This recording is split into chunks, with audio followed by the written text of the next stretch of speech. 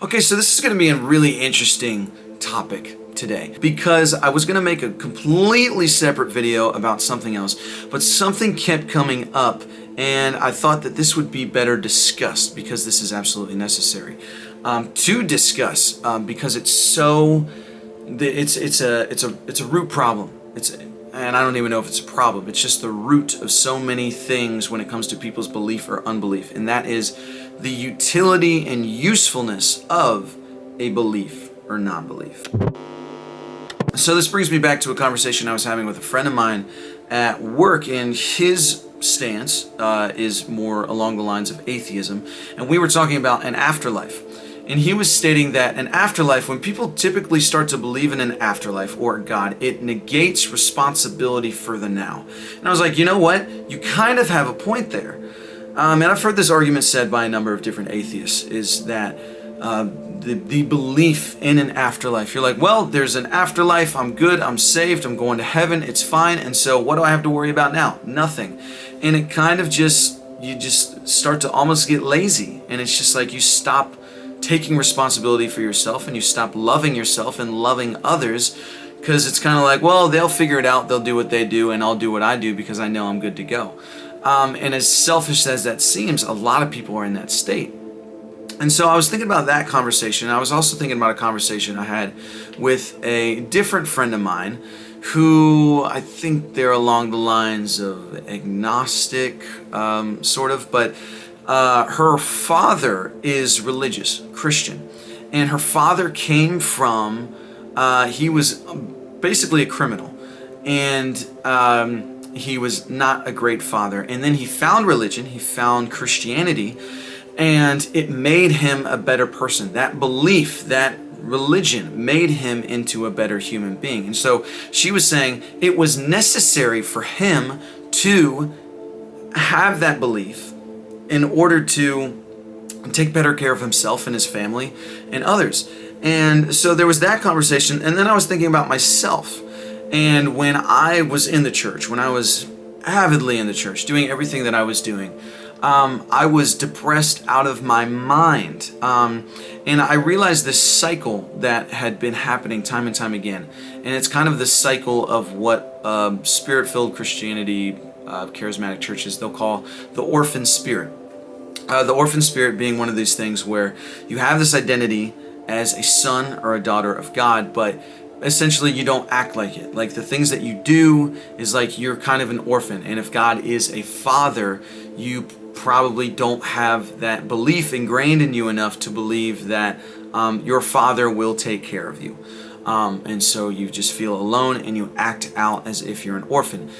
Ironically, the way to essentially heal this broken spirit, if you will, free yourself of this orphan spirit, however you want to say it, is to, from what I understood and from what I was kind of told and just figured out, is to get alone and in private and spend time with God. Spend time with God and develop that history and develop that relationship. And as you continue to have relationship through prayer, through reading the Bible, that you will essentially learn to trust in God as a father, and that this Father God will take care of you. That didn't work for me. So the cycle that I found myself in was one of, I would isolate myself, prayer and reading the Bible, and then it was always kind of like something's coming, but I never really got to a point of like, I absolutely 100% feel loved. I think there was a couple instances where I felt that love, and ironically it was with other people. It wasn't really like alone in my prayer time. I just always felt distance. And maybe, a lot of spiritual people might argue, well, it was the belief that you had distance that was the problem. And you might be right about that. You might be right. So anyway, I would isolate myself, and then it would actually, because whether or not it was the belief that there was distance or whatever, that I would just get more depressed. I'd be like, I am more alone. Now I'm seeing things I haven't seen before, and I can't relate to the outside world. And it was really isolating, really difficult. And I found that through, years later, now having the perspective that I have, it just kind of cycled through this. It was this toxic cycle that I, constantly found myself in, that wasn't helping depression and loneliness. It was creating more of it. I was waiting, praying, longing for that external, objective experience with God that didn't come to fruition. So it was toxic to me. And then when I had this nervous breakdown, had an awakening, all sorts of stuff happened that I've mentioned on this channel before, and then learned that I had adopted my belief of God essentially, and I was finding my own way. Then when I started to operate differently, more out of a sense of, I think the pendulum swung super far. I went from, devout Christian to like atheist, and just like watching a ton of like Matt Dillahunty and like atheistic experience and stuff like that, and reading more atheistic philosophy, and just like this stuff is freeing to me. So there was almost utility in atheism. And I think that a lot of atheists that are atheists, they find utility in the non-belief. They find that this is what works for them. They are a happier individual because of the utility that it has for them. And a lot of Christians, agnostics, spiritual people, theist, atheist, agnostic, deist, whatever, all of these beliefs and non-beliefs have utility for that individual. That's why it's so difficult to have these discussions. It's so difficult to have these discussions because it's like, okay, here's the belief and non-belief, and at the end of the day, we all want to get to the truth of the matter. Some of us, because some of us, right? Some of us don't necessarily, I'm convinced of this, right? Subconsciously, some of us don't care about truth. We only care about ourselves. And we're like, this works for me, right? And so since this works for me, why would I believe or not believe anything else?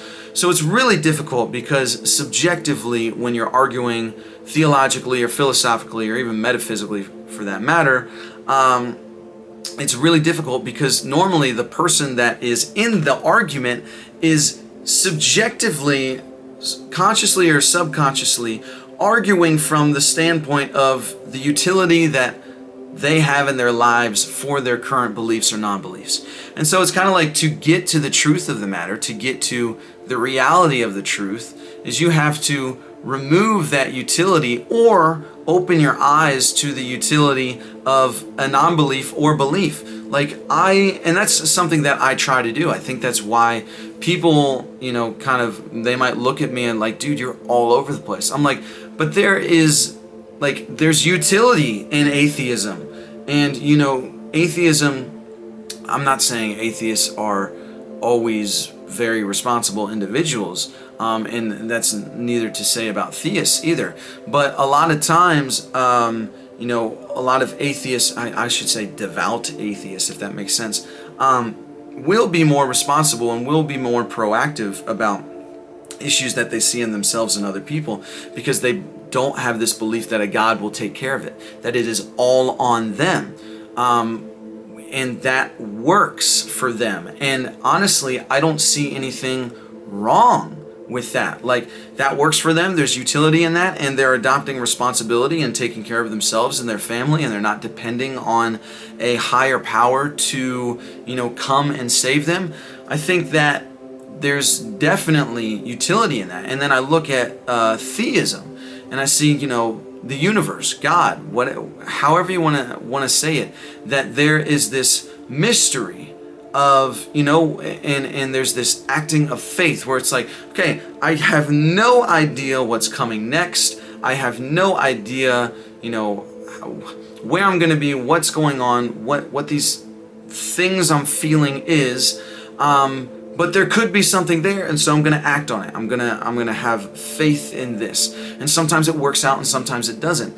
And I think that there is also utility in that mystery, because then you don't have to take the weight of the world on your shoulders, that there is something else in the shadows, if you will, or in the light, in the unseen light, that is aiding you on your journey through life, that is helping you out. And I see utility in that as well. And so, and then we could go to agnosticism, right? Which is this, I would say happy medium, but it's not necessarily a happy medium, because we all know that there's so many different sects of atheism, agnosticism, theism. I mean, there's so many different ways to go about this. And so agnosticism to me, it's kind of like something in the middle. It's like, I will adopt responsibility. There could be something more. I don't know if there's something more. Maybe I'll act on it, maybe I won't, but I take on this responsibility, but I'm also not going to take the weight on my shoulders. And that's not to say agnosticism is the answer, or it's the happy medium between the two. But going back to utility, that is what works for them. So I think in arguing philosophically, theologically, metaphysically, all of these different arguments, we have to take into account our own subjective bias and what's been working for us, and then ask ourselves, okay, just because that works for me, does that make it truth? Does that make it the ultimate truth? Does that make it objective truth? And yes, I do believe that there is objective truth. I know I did a whole series on this channel on the philosophy of truth, because I was like, okay, what is truth? And so I went and really studied the history of, the philosophy of truth, if you will. And you can, watch that whole series. It's super interesting to me at least. And I just kind of shared what I was researching. And so I truth is kind of complicated in itself, but through that whole study, I did come to the conclusion that I do think that there is an objective, external truth, whether that be science, whether that be God, or whether science and God are the same. There's still mystery there. I don't have all the answers. Good God, that out of the universe and the things that I know, 0.00000000001% of what I know is that's what I know out of everything, and maybe even more zeros than that. And so I don't know. I don't claim to know. I just know that for me, in having this open mind and having this very general sense, and like what I talked about in my previous video on how I've really just like thrown away all the labels and not letting the labels blind me from what could be true, because I've talked about how the labels and beliefs and knowing this and saying I know that or believe that, it's just blinded me for what could be a more ultimate truth, a higher truth, if you will, whatever that means.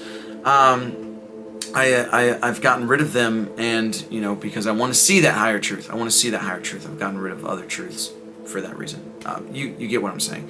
But I've done that because there's utility in that for me. For my journey and my life and where I have found peace and happiness, there's utility in that. And I still act in faith. I still, I don't know if I would say I depend on the unknown. I feel like I have a weird sort of partnership with the unknown, where I will say, all right, universe, God, whatever it is, here's what I feel like's going on, but I'm not going to depend on you for that. So here's where I'm going to do my due diligence and my work. And if you want to make something happen, you can. And if not, then okay. So that works for me. There's utility in that for me. So I thought that this was a very interesting topic of discussion, and this was something that would be really interesting to talk about, that I don't think I've talked about it on this channel before. And I think it's an absolutely necessary topic to talk about for arguing, debating, talking, discussing all of these topics on God and the unknown. And because we have to recognize our own bias and standing, and be willing to open up to something to a lie that we might be believing, that there might be a greater truth. It's a really interesting discussion, and I know that I don't really have an answer to the end of all of this, other than posing the question of, will you lay aside your own subjective bias in order to discover something that you haven't seen before, in order to reveal a blind spot, in order to see a truth a higher truth, if you will, that you haven't seen before. So that's my question to you. Are you going to do that, or are you just so grounded? I think another word to some people could be stubborn in your own ways of thinking, that you are unwilling to see anything else. So that's my question to you. Would love to hear your thoughts, would love to hear your comments. So hear your comments, read your comments, whatever. Leave a comment below, and like, subscribe, share, do what you do. And thanks for watching. I'll see you misfits in the next one. Peace! I used to wish for life after all of this, but now I cherish every moment in life I get.